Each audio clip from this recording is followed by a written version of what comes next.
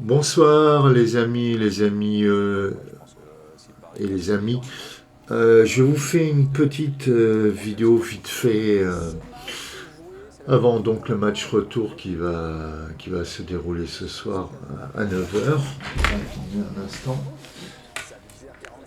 J'ai pas voulu faire de vidéo après la débâcle, entre guillemets, hein, parce que c'est pas vraiment une débâcle. On a perdu 1-0 sur le terrain de Dortmund. Et d'ailleurs, je voudrais m'excuser auprès de vous, c'est que dans la vidéo numéro 3 du PSG, je les appelle comme ça, c'est que j'ai parlé avec mon cœur inconditionnel de supporters du PSG et que j'ai comparé Dortmund, le BFB, hein, si on dit comme ça en Allemagne, euh, par rapport à ses résultats en Bundesliga, qui, ces fameux résultats-là, nous prédisaient un score de au moins 2 buts de différence. Ce qui aurait pu être possible si le PSG avait cadré. C'est tout à fait possible. Ça aurait pu être, dans une superbe journée, ça aurait pu être possible. Malheureusement, ça ne été pas. J'ai quand même dit que je me contenterais d'un match nul. Ça aurait dû vraiment être le minimum, un match nul.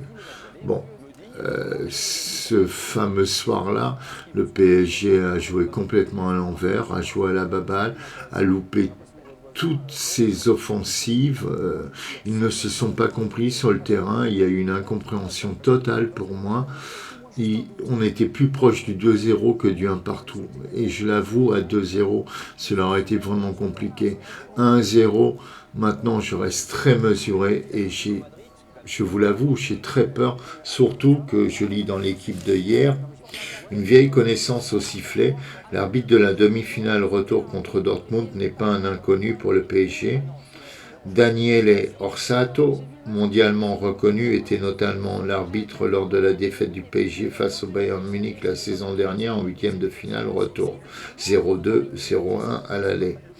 L'Italien, 48 ans, était également au sifflet de la finale de Ligue des Champions perdue par le club parisien en 2020, et également contre le club bavarois, 0-1. Il sera assisté demain de ses compatriotes Ciro Carbone et Alessandro Giallantini. Désolé pour l'accent, hein, je n'ai pas du tout l'accent italien, cet accent chanteur, cette voix chanteur. On va arrêter avec toutes ces conneries, comme avec le mot bref, j'en ai marre de le sortir. Donc voilà. Il y a ces fameux proverbes à 2 balles où on dit toujours jamais 203.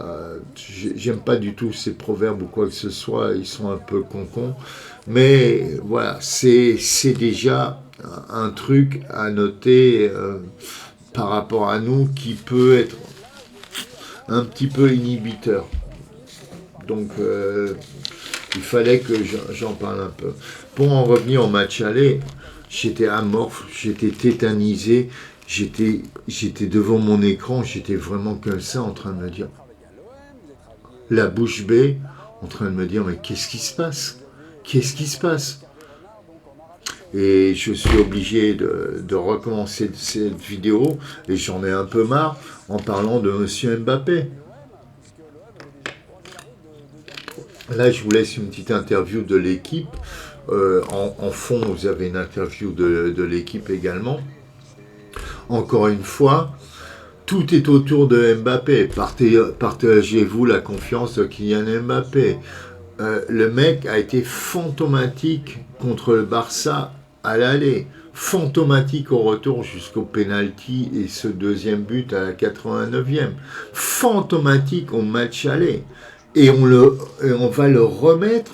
Et encore une fois, c'est Kylian Mbappé par-ci, Kylian Mbappé par-ça. C'est hyper réducteur par rapport à l'état d'esprit que veut inculquer Monsieur Enrique, qui est un collectif. Je suis persuadé qu'au sein du PSG, il y en a beaucoup qui n'attendent qu'une seule chose, c'est qu'ils se barrent, et que le PSG joue enfin comme une équipe collective. C'est pour ça que la dernière fois, je me suis permis, je ne suis pas devin, je me suis permis de dire, et je le crois comme M. Luis Enrique, que le PSG sera plus fort l'année prochaine, car ils vont vraiment jouer comme une équipe.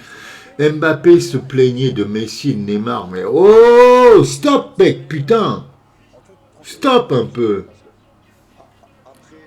Ils sont plus là. Ils sont plus là. Le PSG est en demi-finale retour. Ils ont une possibilité de se qualifier. Mais là, mon cœur de Parisien parle un petit peu moins. C'est un cœur réaliste. Bien entendu, je pense que le PSG est une équipe supérieure. Bien entendu, je pense qu'il y aurait dû minimum y avoir match nul à l'aller. Mais avec des bien entendus ou avec des si, hein, d'ailleurs avec si, je ne sais pas si vous connaissez cette fameuse phrase, par contre celle-là je l'aime, ce dicton, si le nez de Cléopâtre eût été plus long, la face du monde en eût été changée. Méditez un peu sur cette phrase, c'est très important. Voilà, j'en ai marre.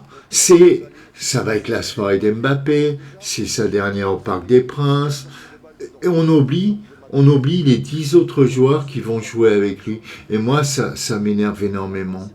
J'adore l'équipe 21, mais personnellement, je regarde énormément. Mais j'ai regardé sur la 1, j'ai regardé sur la 2, sur la 6. C'est Mbappé par-ci, Mbappé par-là, Mbappé, re-Mbappé. Je suis désolé, c'est une équipe, c'est une team. Je vous l'ai montré la dernière fois. En L1, 76 buts, moins les 26 de M. Mbappé. Ça fait 50, moins les 11 de Ramos. Il en reste encore 39. Ça fait qu'il y a énormément de joueurs qui ont marqué. Ça, c'est un point positif. Ça prouve que ça tend plus vers une équipe au lieu de certaines individualités comme on a essayé de faire avec Neymar, Messi et M. Mbappé. Même si j'ai défendu énormément Messi, je le défendrai toujours lors de son passage au PSG. Là n'est pas le propos pour ce soir. Le propos de ce soir est de savoir comment le PSG va jouer. Pour moi, il est réellement impossible qu'il refasse la même chose qu'au match aller. C'est impossible. Mais j'essaierai de titiller les égos. Avant de parler de finale, parlons déjà de cette demi-finale. Personnellement, moi j'ai envie de mettre Ramos en numéro 9. J'ai envie d'excentrer Mbappé sur le côté gauche et laisser Dembélé sur le côté droit. Au milieu, je ne suis pas, je le répète, je ne suis pas un entraîneur, mais comme on a tendance à dire, en France, il y a autant d'entraîneurs que de population. J'en reviens au milieu, j'aimerais bien qu'Agnelli exit Barcola pour piquer son ego d'un côté, et d'une deuxième part, j'ai l'impression que la marche est un peu trop haute pour M. Barcola, qu'il a quasiment rien fait au match aller. Après, Ruiz, Zahir Emery, bizarrement et contradictoirement, lui, malgré son jeune âge, il est arrivé à surnager. À l'arrière, je laisserai, et à la place de M. Théo Hernandez, je mettrai Danilo Pereira, parce que ce mec-là est très bon de la tête, ce qui est un défaut crucial au PSG. Quand je vois un corner pour le PSG, je me dis c'est pas une occasion de but, ils sont trop mauvais de la tête. Kylian Mbappé est mauvais de la tête. Danilo Pereira a mis quelques buts de la tête. Ça, c'est très important. Très important. Ou, au pire, je mettrais Skriniar, qui a 29 ans, qui a une expérience un peu plus grande de la situation. Je laisserai Marquinhos, qui a fait un superbe match. Je laisserai la ligne comme ça. Après, comme je vous l'ai dit, au milieu, je préfère mettre un Kang In-lee, et je serais même capable de mettre Kang In-lee sans Mbappé, Kang In-lee, Ramos, Dembélé. J'en serais capable. Kolo Muani, je ne sais pas ce qui se passe. Depuis quelques mois, il ne fait plus rien. C'est dommage, parce qu'il était bien parti. Il a quand même 10 buts en L1. Donc il en reste 29 si on revient sur derrière. C'est dommage, c'est dommage. Il avait vraiment fait forte impression. Mais là, il est rentré, il a fait nada. Moi, j'aurais personnellement mis Ramos. Ramos, on le sous-estime beaucoup. Et on va voir l'année prochaine. Donc, espérons que ce soir, le PSG s'en sorte, même s'il faut passer par une prolongation. Je ne pense pas qu'il y aura le même score qu'au match aller lors des poules où il y a eu des 2-0. Le PSG a tendance à prendre beaucoup de buts. Et quand on voit la stat de Mbappé, 3 buts sur 10 matchs à confrontation directe au Parc des Princes, ça fait très peur. Encore une fois, il se la pète en disant les grands joueurs doivent être 1. Ça fait, il nous bassine avec ça depuis les huitièmes de finale. Et mis à part le quart de finale retour où ils étaient à 10 contre 11 et dont un penalty qui a dû lui donner une confiance, pour moi, c'est fantomatique. Admettons qu'on aille en finale. Si c'est contre le Bayern, je laisse Mbappé. Si c'est contre le Real, je ne fais même pas jouer Mbappé. Je mets directement Ramos. Je cherche peut-être Asensio en pointe, je veux dire en attaque, décalé, peut-être que ça peut le faire. Je sais que Luis Enrique aime beaucoup ce joueur, et c'est un bon joueur, Asensio. Il est très bon, c'est vrai. Donc voilà, non, je ne mettrai pas, j'ai trop peur de mettre Mbappé, sachant qu'il a 80% de chances d'aller à Madrid et je laisse quand même 20% de chance à une autre équipe. Je ne sais pas pourquoi, il nous a tellement habitués à des décisions un peu bizarres et qui, de toute manière, en finale, j'ai beaucoup de mal à voir le PSG vainqueur. C'est malheureux. J'aime le PSG plus que tout au monde. Et j'en ai marre que Marseille montre leur unique étoile qu'ils ont probablement acheté. Je vais me faire critiquer. D'ailleurs, je fais un petit bisou à Rico, qui est le seul avec Analyse 8 à m'avoir laissé le message. Merci beaucoup. Je te fais un petit bisou. Ça fait plaisir de savoir qu'il y a au moins une personne qui aime bien m'entendre. Donc voilà. Concentrons-nous sur ce soir. Je pense que le PSG a les moyens de passer. Comme j'étais confiant bizarrement pour le match retour, Enrique dit qu'il ne faut pas s'affoler si on prend un but. Il a raison. Mais je dis attention, le PSG a intérêt à marquer un but lors des 45 premières minutes. C'est pas une équipe anglaise où on voit encore, ou comme Lyon qui a arraché la victoire 3-4 face à Lille. Ils n'ont pas ce putain de fighting spirit. Le PSG a été trop marqué par des défaites cruelles. Ils sont marqués depuis 2017, ils ont été marqués l'année d'après au fer rouge par Manchester United, et ils ont été marqués après par une autre équipe, je sais plus là, j'ai pas envie de chercher, je vous dis, je fais cette vidéo à l'arrache parce que j'ai juste envie de partager avec vous un petit moment.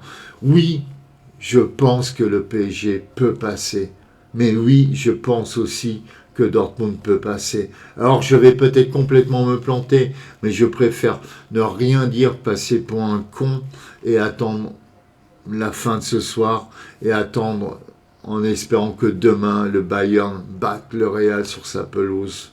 Ou, ce qui serait magnifique, le Real n'a plus été battu depuis 81, ce qui fait 11 finales de suite.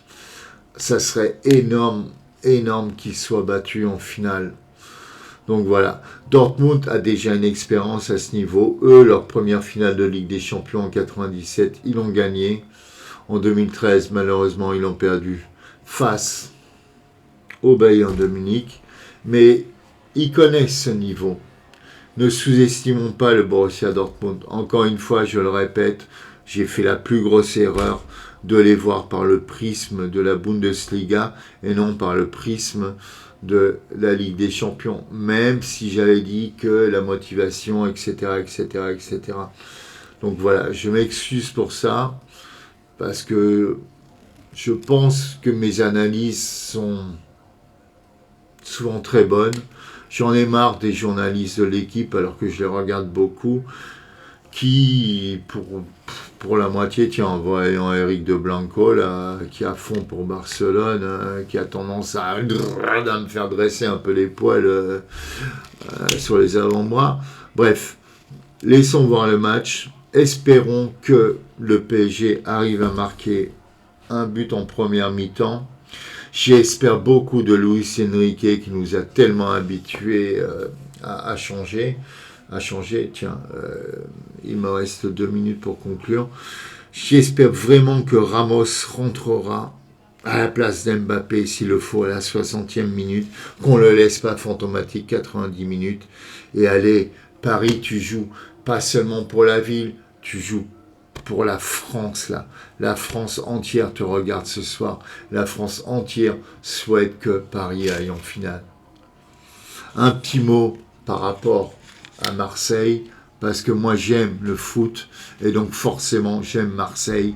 Marseille a déjà 5 finales de Coupe d'Europe, 2 en Ligue des Champions, 1 victoire, 3 Coupes des Coupes, ou je sais plus quoi, on va dire Ligue Europa, pour 3 défaites malheureusement. Ils ont fait un partout au match aller, ils ont dominé. Espérons que jeudi, ils passent. Mais bon, s'ils tombent sur Leverkusen, qui a battu la Roma 2-0. Donc voilà, peace and love tout le monde, je vous aime, et espérons que Paris passe. Ciao, ciao.